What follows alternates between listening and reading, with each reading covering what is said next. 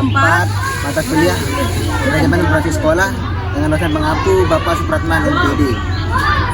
Ya, kami sekarang sedang berada di SDN Montong Gratung, Kabupaten Lombok Tengah, dan melakukan observasi wawancara dengan pihak kepala sekolah dan pihak guru di sekolah ini. Izinkan kami perkenalkan diri terlebih dahulu. Dina Alji Apriliawani, dan di samping saya ada Ali Regan Gudona Zakaria. Menonton.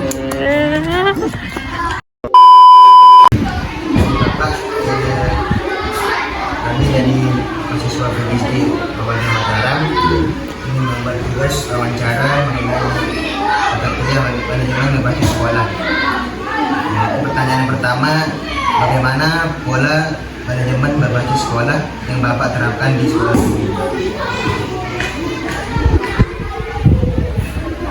Jadi kalau manajemen kebetulan yang kemarin itu jadi bahan presentasi saya. Rapor mutu pendidikan itu diperoleh dari proses AMDK kelas 5.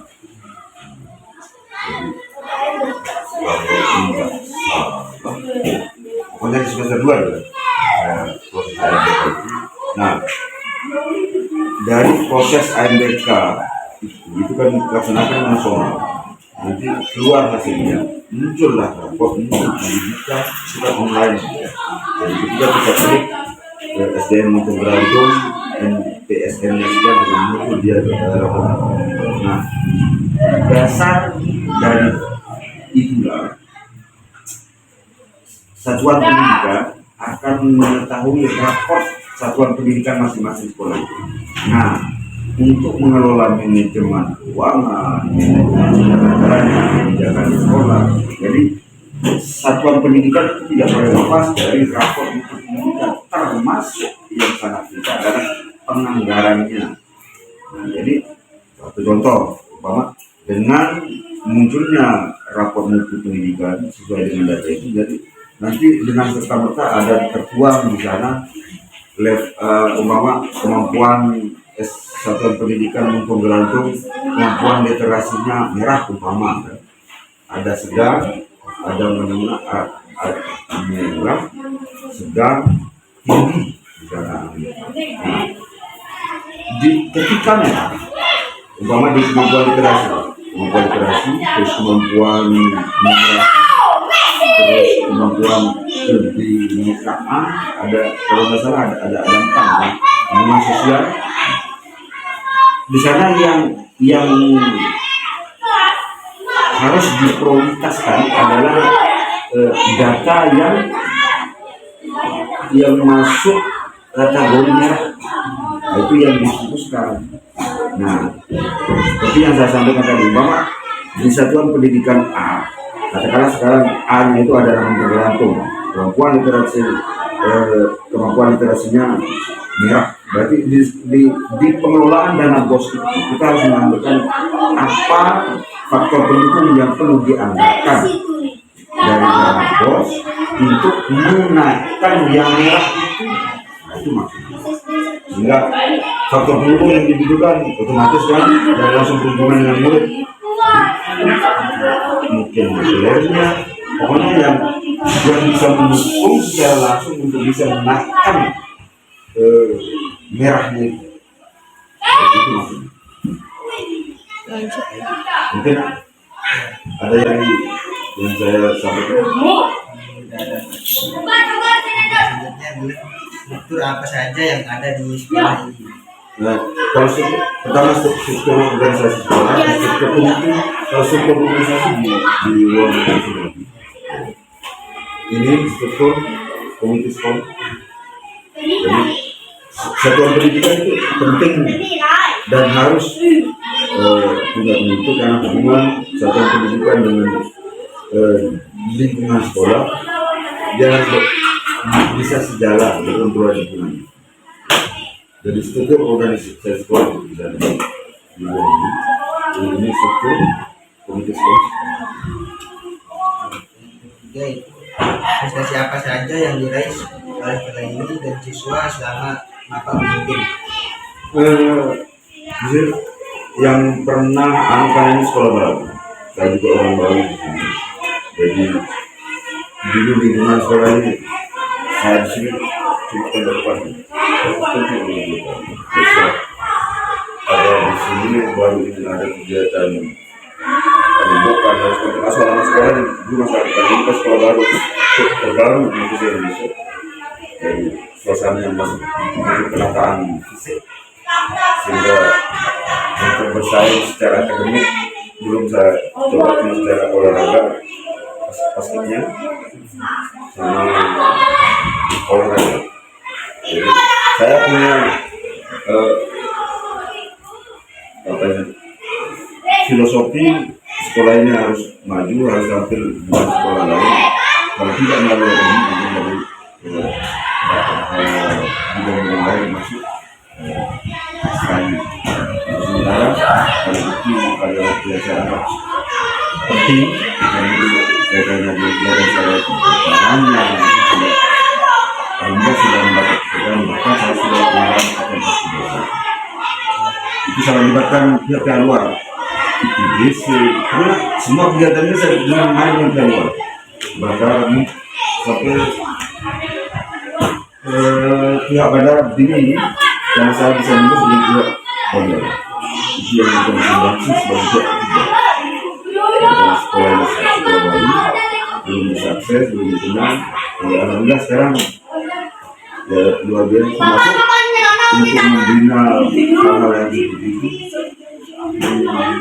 Untuk mengundang prestasi akademik dari guru-gurunya juga saya datangkan orang yang betul-betul profesional dari bidangnya. Saya lakukan workshop di sini. Narasumbernya yang Pak Masan saya undang. Itu ya upaya-upaya untuk seperti itu karena ini sudah di sekolah baru. Segala-galanya ini sehingga untuk sementara kemampuan yang bisa kedepankan. Artinya untuk memperoleh pekerjaan lingkungan sekolah terutama di desa ini, sekolah fotografi juga mampu seperti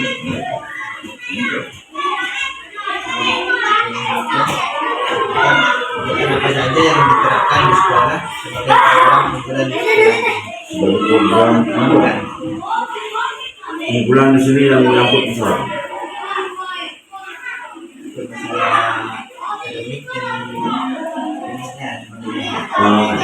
jadi untuk sementara ini satu ekstra yang pastinya itu kan tulang akademik ya.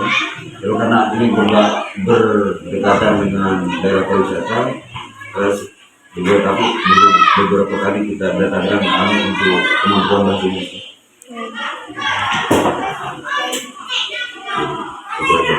Dan karena kondisi sekolah ini sekolah baru, semua butuh perhatian sehingga kita tidak bisa serta-merta seperti sekolah lain. Dan ini terakhir untuk mendukung pendidikan sekolah usaha apa saja yang ada di sekolah. Saya menggandeng pihak ketiga, jadi keberlangsungan untuk kondisivitas sekolah ini, apa itu kondisivitas belajarnya, penataan fisiknya.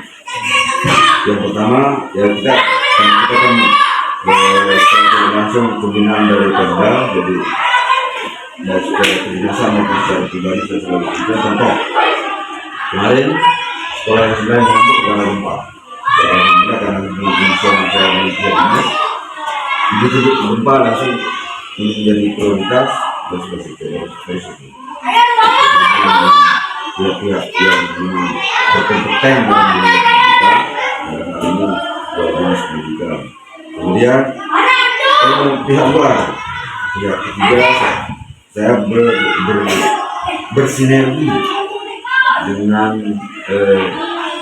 pihak-pihak swasta yang ada di lingkungan sekolah ini, termasuk dari ITDC, bandara Bizang dengan mendukung ini. Terus ada satu yang saya dapat ini, PT Mumbang juga termasuk pemerintah desa saya libatkan itu. Jadi mohon maaf, mungkin di sekolah yang ini yang sering sekali menerima kunjungan dari instansi baik tujuan sekolah ini. Jadi misalkan satu kita dari misal itu nama dari pendekatan saya untuk menjadi termasuk yang paling hubungannya dengan sini. Jadi saya tidak lepas karena komite adalah yang punya keterkaitan langsung dengan sekolah ini. Alhamdulillah saya istilahnya manajemen saya itu keterbukaan dan kekeluargaan, tidak ada dusta, baru bisa kuasa. Jadi apapun itu menyangkut sekolah, baik itu dari kecil maupun besar, tidak dulu itu saya mau masalah. Jadi jangan ada keputusan sekolah, nah dari kepala sekolah jangan keputusan ini. Artinya ketika ada kebijakan itu adalah keputusan musyawarah tidak dulu dengan politik. Dalam hal ini ada politik. Itu yang saya tahu. Sehingga alhamdulillah cukup leluasa. Sekarang kalau mau sama SMS Cilikani datang itu, nah, betul terbuka. Jadi jangankan sekolah, di rumah tangga sendiri kalau nggak pendidikan. Jadi minimal sebuah lembaga pendidikan kalau tidak biasanya dengan secara betul-betul terbuka dan kekeluargaan. Jadi banyak sekali yang pernah kami lakukan menurut saya. Karena sekolah ini kan dari nol, tembok kota pelang tidak ada, ini tidak ada, mobiler saya terlibat berpintu-pintu terus sudah perbaikan masalah pengairannya dari saya pakai semoga. Jadi taman-taman ini pemerataan sekolah saya bisa memasukkan ekskavator. Jadi itu kerjasama saya dengan pihak luar. Jadi sekarang kita sebutkan kan ada aturan menteri kalau tidak salah.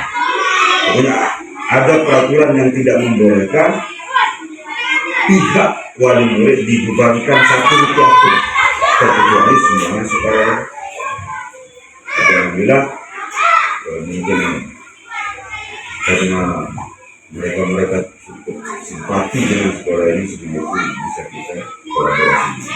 Bahasanya seperti ini. Sampai di sini di lokasinya ada 3 kepala desa, semua di sini kami bergotong royong untuk pemerataan. Karena saat angkat foto, satu ini baru berani. Dulu kan masih tumpukan tanah. Sementara tidak boleh meminta satu rupiah pun dari wali murid. Ya, saya manfaatkan hubungan saya dengan kemudian seperti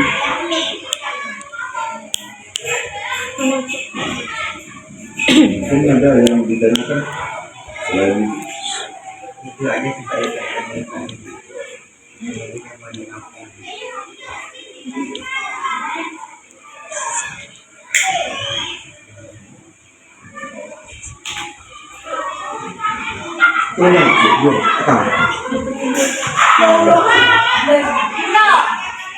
Maaf, saya pakai bantuan ini karena seperti ini. Sekian dari kami yang usaha menghidupkan.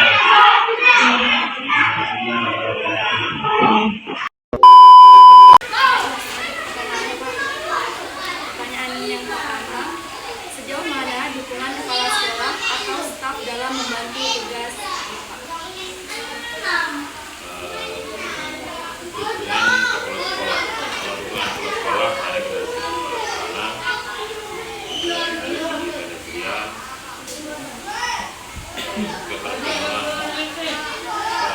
media pembelajaran yang disediakan di sekolah itu kita manfaatkan semaksimal ataupun keterbatasan, terbatas lah.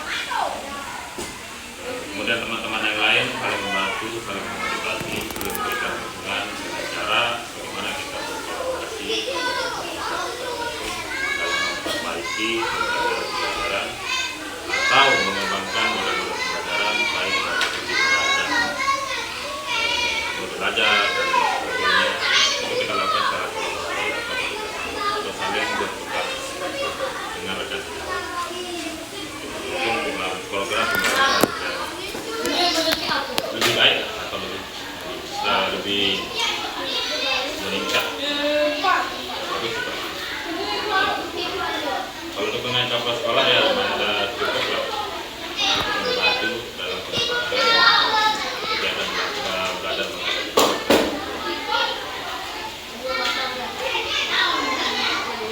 Apa metode atau pendekatan belajar yang paling sering Bapak gunakan?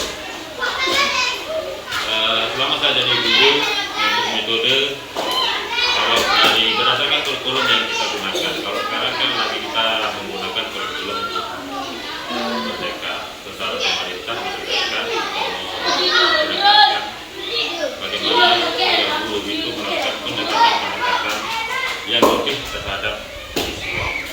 Nah, ada beberapa metode yang paling sering kita gunakan untuk saat ini di Merdeka, yaitu menggabungkan, karena pemerintah sekarang kan lebih menekankan untuk guru-guru itu untuk menggunakan model pembelajaran berdiferensiasi. Artinya guru itu harus bisa menyesuaikan materi pembelajaran dengan karakter siswa. Jadi tidak semua siswa itu diberikan sama rata. Kalau siswanya kemampuannya rendah, nanti diberikan sama rata. Nah, untuk menyusun kegiatan belajar berdiferensiasi ini juga kita harus belajar atau terus untuk membuat atau menyusun atau merancang belajar dengan menggunakan sistem pendekatan UBD. UBD itu adalah kepanjangan atau singkatan dari Understanding Body. Ini tujuannya adalah merancang kegiatan pembelajaran itu yang lebih menekankan kepada karakter peserta didik. Nah, nanti pada saat proses pelaksanaannya itu kita lebih menekankan kepada dengan pendekatan atau pembelajaran berdiferensiasi.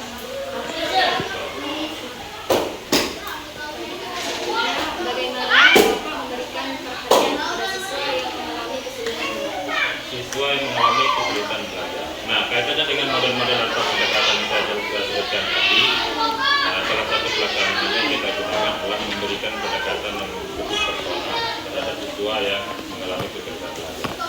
Misalnya mengobrol secara langsung, dengan empat mata lah, memberikan masukan atau pertanyaan-pertanyaan apakah keadaannya pada saat itu atau hubungannya dengan keluarga, atau kalau perlu kita berbicara langsung dengan wali murid, atau kalau pelaksanaannya di dalam kelas kita bisa misalnya kalau siswa itu kesulitan belajar kita suruh untuk di depan sehingga kita bisa lebih mudah untuk mengontrol, atau mungkin kalau dia duduk di belakang kan itu menerima pembelajaran kita yang menyebabkan kesulitan kita bisa tahu atau pindah tempat duduknya ke lebih lah. Selanjutnya, menurut Bapak, apa alasan belajar di kelas ini? Tantangan terbesarnya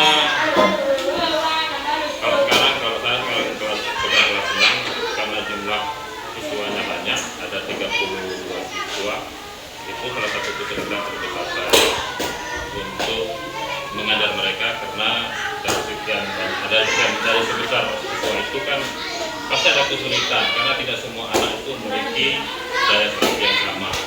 Jadi untuk mengatur anak-anak ini, karakter ini yang menjadi titik tersulit kita sebagai guru karena tidak semua anak itu memiliki karakter yang sama.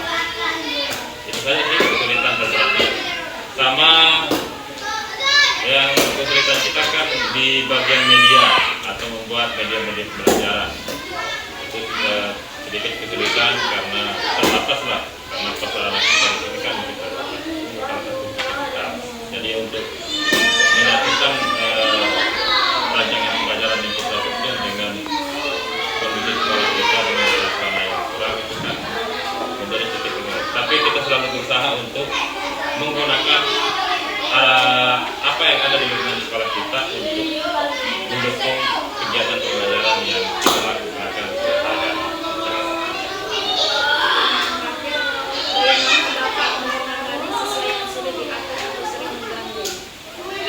Menangani sesuai yang sudah diatur. Seperti pertanyaan yang di awal tadi, kita memberikan pendekatan yang secara personal.